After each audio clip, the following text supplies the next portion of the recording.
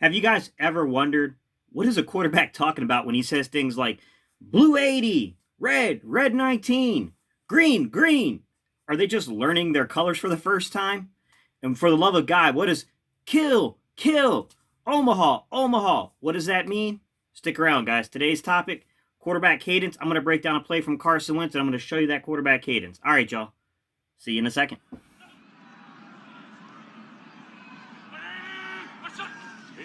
What's up, Eagles Nation? What's going on, NFL world? How you doing, division rivals? This is Steven Hyder with Gate City Sports Channel, the sports channel where the cerebral NFL fan comes for about 10 minutes of daily content. Good morning, good afternoon, or good evening, whenever it is you get around to watching us. Once again, guys, Steven Hyder, Gate City Sports Channel.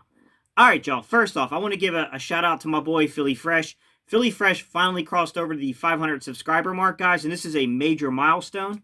I want to send out a special, congratulations to him, because that's the number where I kind of realized there's something to this channel. That made me feel good about the direction and the time and energy I put into this channel when I crossed over 500 subscribers. So a big congrats out there to Philly Fresh, guys. Today's topic.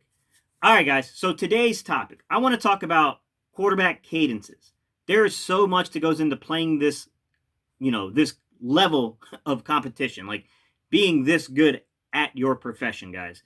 And I'm here to tell you, what some of these quarterbacks do at the line of scrimmage, as a guy who never played college or, NFL level, it's amazing to me to see the progression of some of these guys from like what they did in high school to college to the NFL, because you really are acting as an offensive coordinator out there as a quarterback, guys. I mean, when you see these guys go up to the line of scrimmage, those words have meaning, guys. And that's what I'm going to break down for you guys today. Is I'm going to take the little bit of verbiage I know from the offensive sets that I've run and just the basic familiarity I have from watching film with the Eagles offense to tell you what some of these cadences mean, why Carson Wentz is saying some of the things that he's saying under center, guys, because all of it has meaning.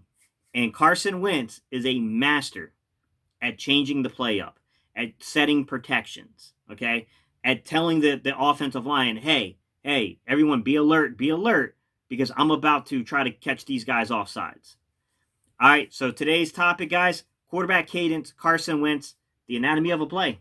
All right, y'all, let's get to it. Third stint with the team.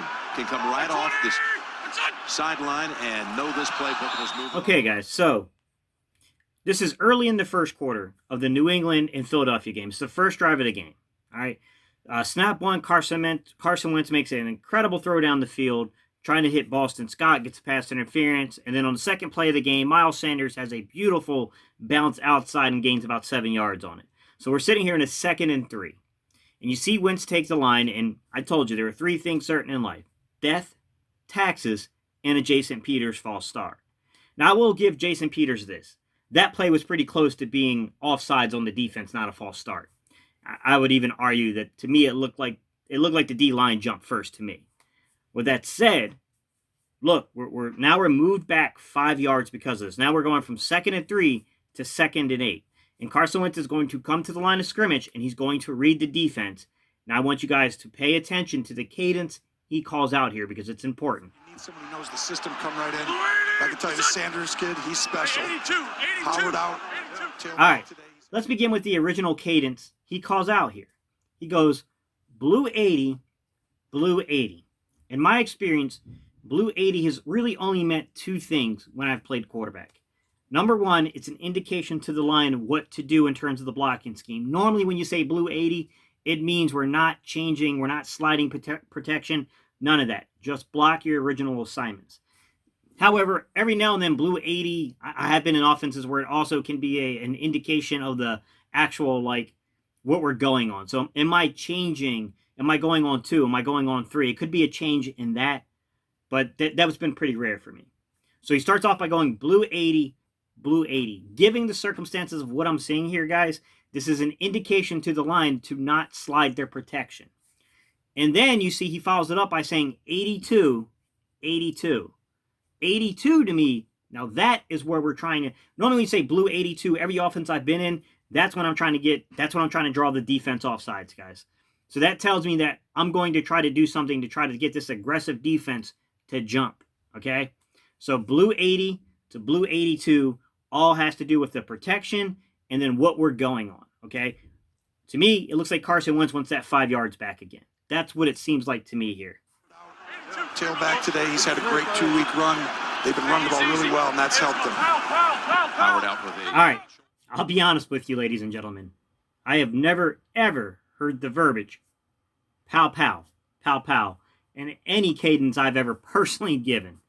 But I can use context from what occurred to give you an idea of what it is. I think the pow, pow was the signal for the audible. It's the changing of the play, okay?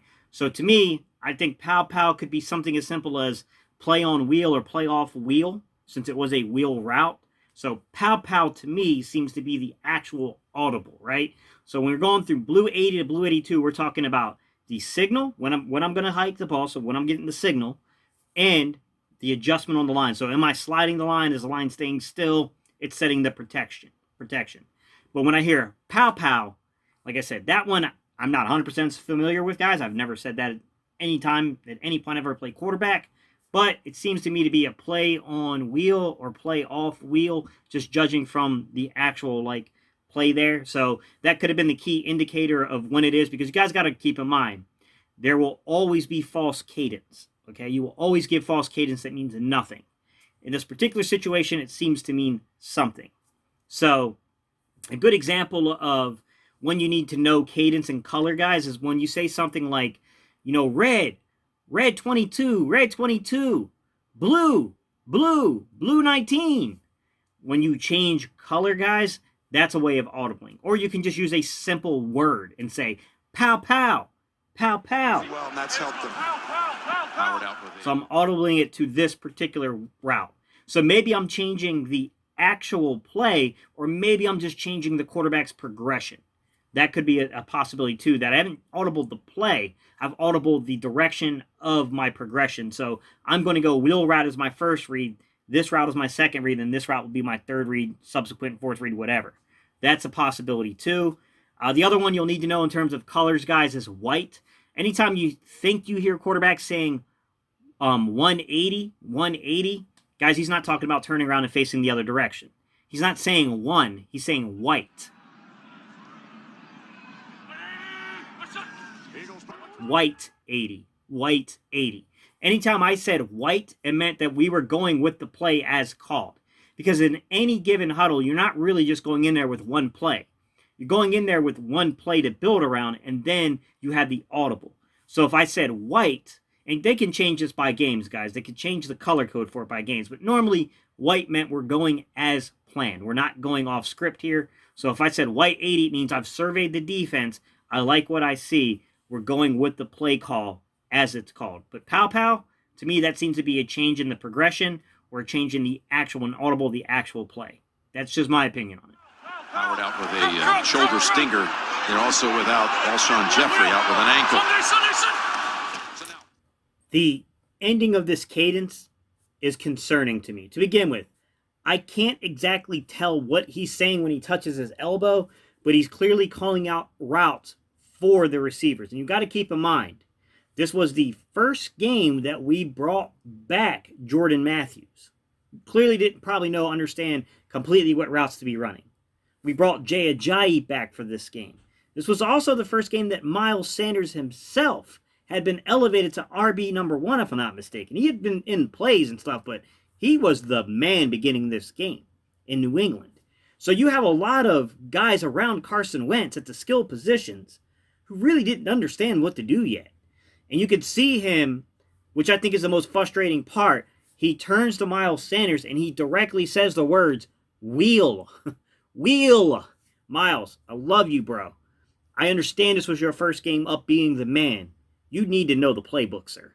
That can't happen. You can't have your quarterback telling you wheel. Shoulder stinger, and also without Alshon Jeffrey out with an ankle. That cannot happen in the NFL. Now, look, I'll tell you this. The kid learned the playbook later on in the season because he became the man. I mean, I got no doubts about Miles Sanders going forward, but you could definitely see in that moment there is some frustration coming out of Wentz with all these pieces around him to where he has to basically yell out the audible, it's a wheel, man. It's a wheel. Go to the wheel route. Right?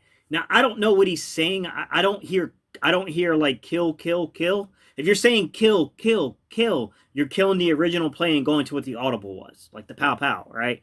I don't know what he's saying because he's touching his elbow. That's not kill. I don't know what this signal is, to be quite honest, guys. Like I said, it clearly had something to do with the actual routes that he wanted the receivers to run, but who knows in the end.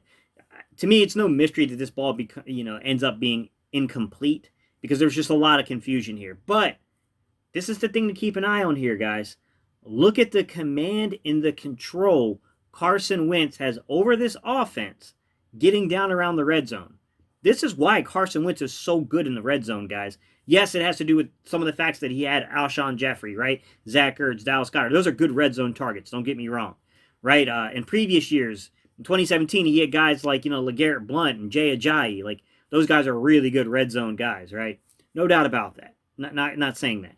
But even in 2019, Carson Wentz was phenomenal in the red zone. And it has to do with the fact that this kid has a tremendous control over the offense. I thought the last 4 games of the season, it was very obvious how much control Wentz had over the offense. But now that I'm going back and I'm watching film, following the bye week, guys, it had already started to, you had already seen Doug Peterson take the power over play calling and begin to devolve it into Carson's hands. It didn't work the first couple of weeks that we did this because we played really good competition with a lot of new faces. But the basis of this is there, guys, when you see it on film. So now, 2nd and 8, Wentz. All right, guys. So real quick, you can see here, this play was really effective. I love the way that Wentz got the play call. He got us to the right play call here. It was a great job of audibly and getting that play call. It was open. It was there. Just the timing between Miles Sanders and Wentz wasn't right yet. That's the frustration part of having all these new pieces and the roles changing. Like, it throws your timing off, guys. I mean, he was off a little bit there. No doubt about it. But love the way he got us into the right play call. Just, as the year went on, as a few games later, you saw the connection that Wentz and Sanders would have with one another. But it wasn't there yet. One last play call I'll get into, guys, is just like the green screen behind me. When you hear a quarterback say the word green, green means go. Green means go, guys. So when a quarterback uses the color green, that's basically telling them what they're going on. So quarterbacks use different cadences or different goes. So some will say hike, some say hut. Wentz loves to go on the word set. Wentz steps into the throw. Set is when he'll receive the hike, guys. So each quarterback's a little different there, but that's Wentz's. That's one last thing. So if you see 2 different colors and they're a blue and a green or red and a green, don't worry about it, guys. That doesn't mean anything. The green is just telling you basically when I want to receive the ball, okay? That's all that means. All right, y'all. You guys know my thoughts on this, but I want to know, what do you guys think? So tell me what you think about Wentz's play here. Like, what do you think about Wentz's control over this offense? I thought it was pretty phenomenal and amazing to see the kind of control this guy has gained over the offense over time, man. I mean, he's developing the right way. There's only a handful of quarterbacks, guys, who can do this, and Wentz is one of them. So let me know your thoughts. You know my thoughts, guys, and you know how we end these videos. We go a little something like E-A-G-L-E-S. All right, y'all. Let's go, Eagles.